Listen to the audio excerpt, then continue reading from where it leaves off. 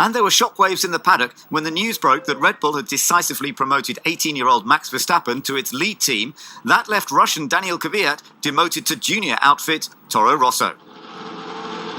Everyone held an opinion on the move, but it provided Verstappen with a fantastic opportunity, just 24 races into his F1 career. Max Verstappen, obviously you're replacing Daniel at Red Bull. How do you evaluate both the opportunity and the risks involved in this move so early in your career? Well, to be honest, I'm very happy with the chance they've given me.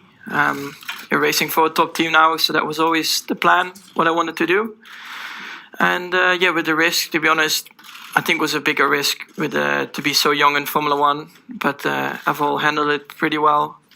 And from now on, it's just getting used to a new car, which is not easy, in the season. But already with the things I've done on the factory, they've given me a lot of confidence. Of course, a lot of procedures to learn again, but it will come race by race, and I'm definitely going to enjoy it.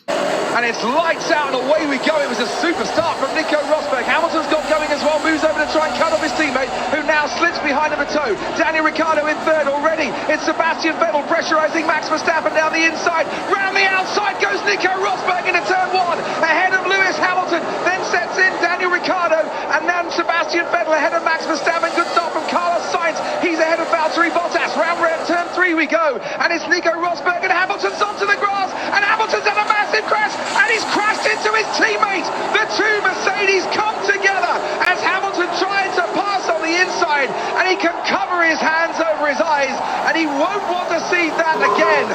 Strategy would be the deciding factor, and Red Bull brought in race leader Ricciardo to cover the three-stopping Sebastian Vettel. It was a day where strategists would earn their money. At the front, track position belonged to two-stopping Verstappen and Raikkonen, who would gamble on pushing the medium tyres beyond their recommended maximum stint length. The strategic battle was fascinating. Behind, Red Bull and Ferrari opted for a three-stop for their leading contenders. Crucially, Vettel had cleared Ricciardo. And it's Max Verstappen who is on his way to displacing Sebastian Vettel as the holder of the youngest winner in Formula One at Monaco. He's a man who has had to cope with running these tyres from lap 34.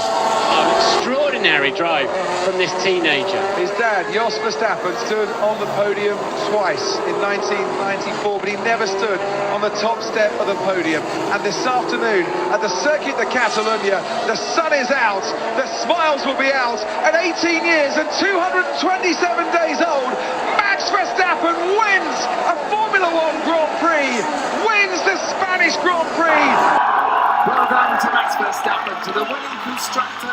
Yeah, it's incredible. I mean, as soon as the Mercedes car crashed, of course, I thought maybe a podium is possible. Then, the last 5 laps, I have to say, Kimi started to struggle as well. And from there on, I said, okay, now we are going to win this race. He became the youngest ever winner of an F1 Grand Prix at just 18 years of age. Yes! Unbelievable, Max. Unbelievable. Max Verstappen, you are a race winner. Fantastic. What a debut. Fantastic. Great, great job. Thank you very much, Christian.